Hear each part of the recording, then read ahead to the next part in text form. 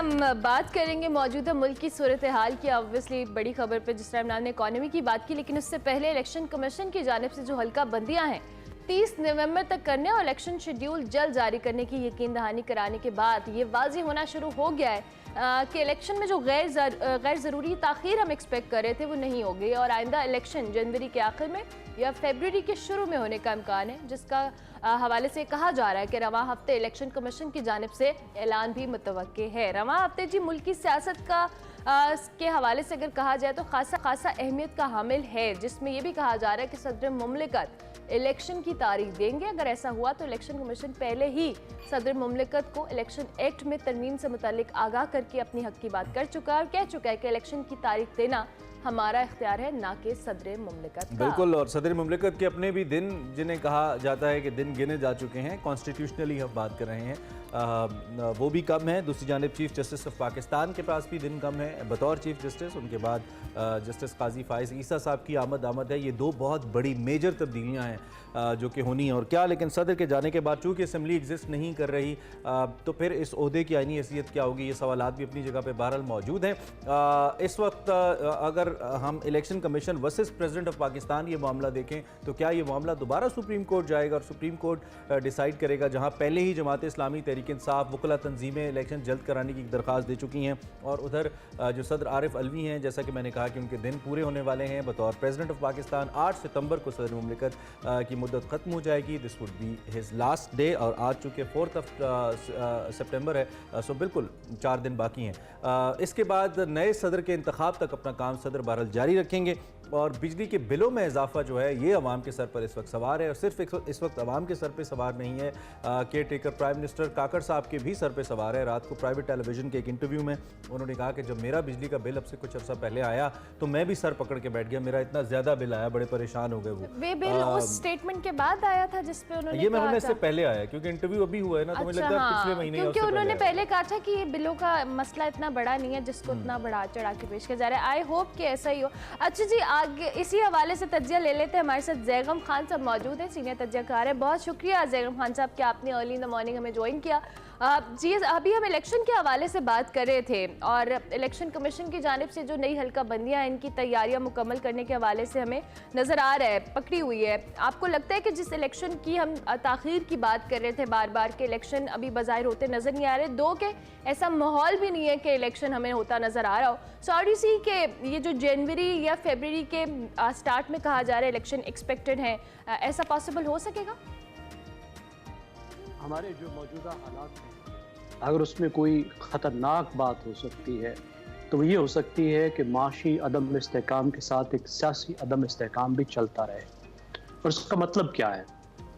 उसका मतलब ये है कि आपको पता ना हो, एक गैर यकीनी हो कि इलेक्शन कब होंगे और उसके बाद क्या होगा। इस माहौल को क्लियर करना बहुत ही ज़रूरी है। इलेक्शन के बारे में अनाउंसमेंट बहुत ही ज़रूरी है।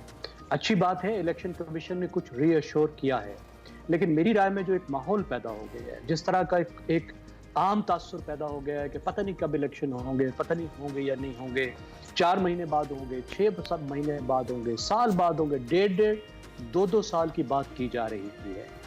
तो इलेक्शन कमीशन को जल्द अज जल्द तारीख देनी चाहिए और शायद जैसे अभी आप गुफ्तगू में कह रहे थे ये बात जाकर सुप्रीम कोर्ट के पास भी लैंड करेगी क्योंकि बहुत सी आईनी तशरीहात इस वक्त चाहिए। ठीक है। तो अगर ये बात सुप्रीम कोर्ट के पास जाके लैंड करती है तो फैसला किस हक में आपको आता नजर आता है? क्योंकि जो एक्ट में तरमीम है उसके तहत तो election commission seems right the way they answered that particular letter जो उनको लिखा था सदर मुमलिकत ने और मुलाकात का भी कहा था चीफ इलेक्शन कमिश्नर को। लेकिन दूसरी जानिब इससे पहले जो कॉन्स्टिट्यूशन है वो रेफर करता है सदर मुमलिकत की तरफ और सुप्रीम कोर्ट के फैसलों में एक ऐसी नज़ीर भी मौजूद है जब सदर ने डेट दी थी, आई बिलीव 14 मई की तारीख दी थी सदर ने। तो आपको ये मामला किस जानिब फिर जाता नजर आता है?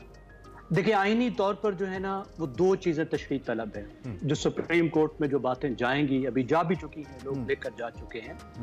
पहली बात ये है कि क्या इलेक्शन 90 दिन के अंदर होने चाहिए या सेंसस की वजह से इलेक्शन को मौखर किया जा सकता है, क्योंकि आइन की एक क्लास वाज़े तौर पर कहती है कि वक्त से पहले अगर असेंबली को ख़त्म किया जाए तो 90 दिन में इलेक्शन होंगे, और दूसरी क्लॉज ये कहती है कि अगर सेंसस होगा तो फिर नई हल्का बंदियां सेंसस के मुताबिक होंगी। लेकिन जो दूसरा आर्टिकल है उसमें एक बुनियादी बात ये है कि वो बात करता है सूबों के अंदर सीट्स की एलोकेशन की, जो इस वक्त नहीं हो रही।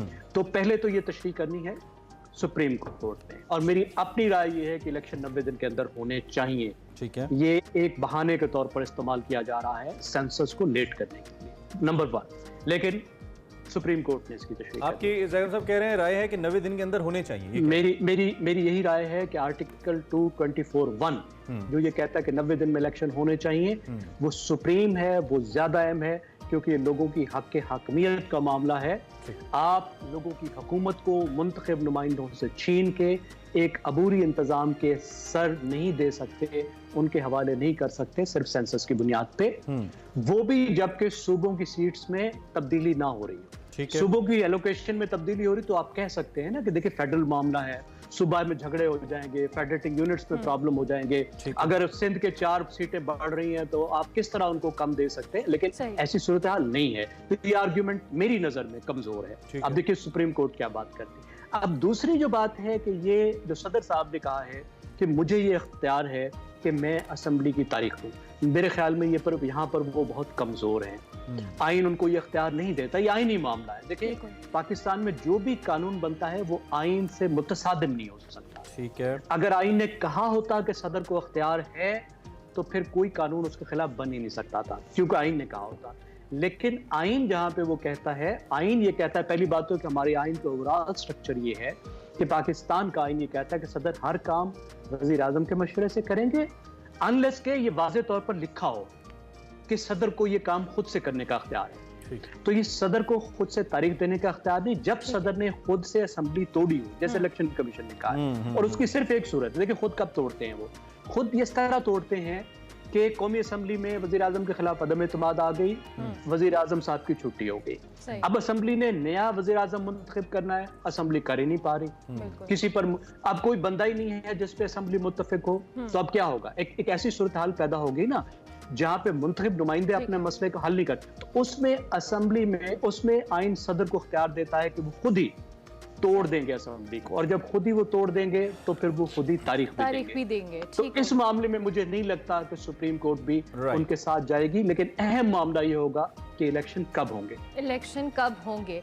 अच्छा, इलेक्शन तो कब होंगे, लेकिन दूसरी जानिब ये जो अभी हम पीडीएम जमातों जिसमें पीपल्स पार्टी और मुस्लिम लीग नून की बात करते हैं, बड़े अहम स्टेक होल्डर्स भी हैं, और ज़ाहिर है अगले इलेक्शन के अंदर इनकी कोशिश भी पूरी होगी कि तमाम अपने जो वोट बैंक है उसको मज़ीद स्ट्रॉन्ग किया जाए। लेकिन नून लीग का बयानिया हो वो मियां मोहम्मद नवाज शरीफ साहब के हवाले से बहुत स्ट्रॉन्ग रहा है, और उसी के मुताबिक के पार्टी को लीड करना उनकी वतन वापसी से जो कह लें इसको मंसूब किया जाता है, और कहा जाता है कि बार बार कि वो वापस आ रहे हैं वतन और वही इस कैंपेन को लीड करेंगे। उनकी वापसी के इम्कानात के हवाले से ज़ैगम खान साहब आपको क्या नज़र आता है? क्या मुस्लिम लीग नून जो अपना बयानिया बनाती है, क्या वो इससे रिलेट कर पाएगा?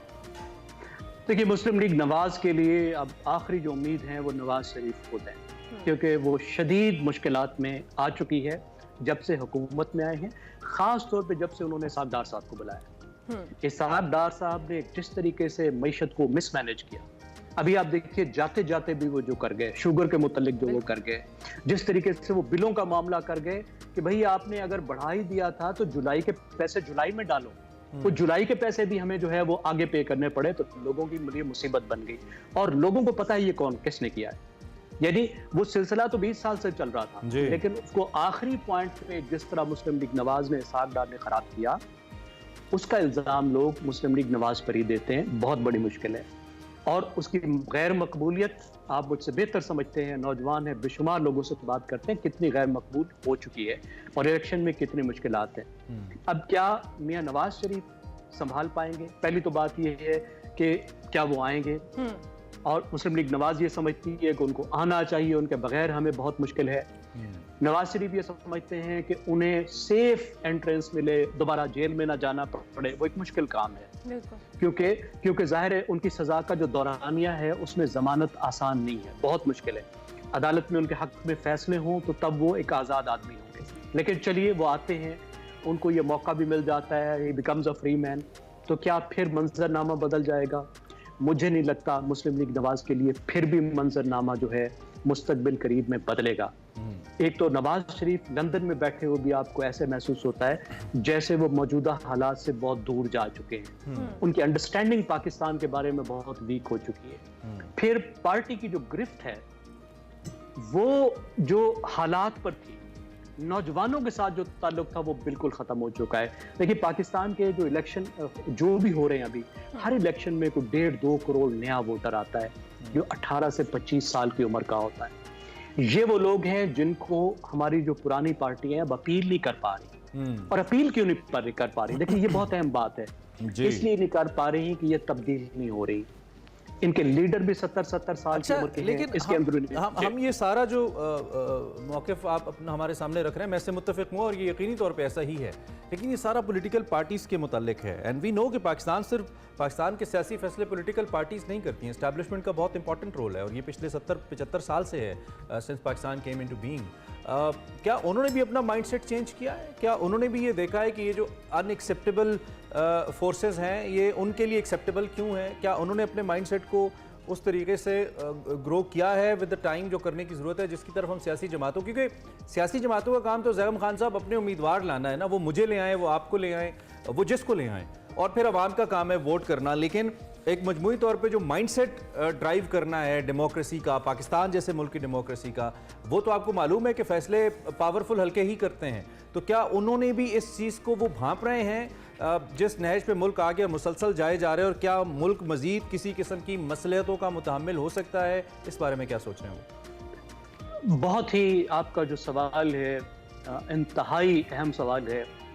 ये सवाल है जो पाकिस्तान के सोचने वाले थिंकर्स वो 1947 से पूछ रहे हैं और आज तक हमें इस सवाल का जवाब नहीं मिला कि जो सिस्टम में खिलवाड़ किया जाता है, जो चलती गाड़ी का एक्सल खींच लिया जाता है, जो निज़ाम को दरहम भरम किया जाता है, जो सिस्टम्स को मैनिपुलेट किया जाता है, जो प्रोजेक्ट्स बनाए और चलाए जाते हैं, इन्हीं की वजह से ही आज पाकिस्तान इस मामले तक पहुंचा है। क्या ये सब कुछ करने वाली हमारी जो रियासती अशराफिया है वो समझ चुके हैं कि सब कुछ गलत था और ये नहीं होना चाहिए? अभी तक हमारे पास इसका कोई सबूत नहीं है कि उन्होंने समझ लिया है कि अवाम के हक़ के हकमियत के आगे सर तस्लीम खम करना चाहिए। अब पाकिस्तान को आइन के मुताबिक चलने पर अग्रीमेंट हो जाना चाहिए। हमें अपने आप को अपने काम तक महदूद करना चाहिए, या ये फैसला करना चाहिए कि अगले 1 साल 2 साल 3 साल में ऐसे हो जाएगा। अभी तक आपके पास मेरे पास इस चीज़ का सबूत नहीं है। 2018 के इलेक्शन हैवीली मैनिपुलेटेड थे। हमें मालूम नहीं है कि अगले इलेक्शन जो है वो फेयर एंड फ्री होंगे या नहीं होंगे। अब भी हम देख रहे हैं कि कम से कम एक पार्टी पर उसी तरह का दबाव है जिस तरीके का एक पार्टी पर 2018 के अंदर दबाव था। लेकिन फिर एक और बात आप ज़हन में रखिए कि जो एस्टैब्लिशमेंट है वो 18 को 20 कर सकती है, 14 को 20 नहीं कर सकती। अगर ये पार्टियां तकड़ी खड़ी होती, अब हम उन पार्टियों की कमजोरी की बात कर रहे हैं जिन पार्टियों को इस वक्त एस्टैब्लिशमेंट की हिमायत है जी।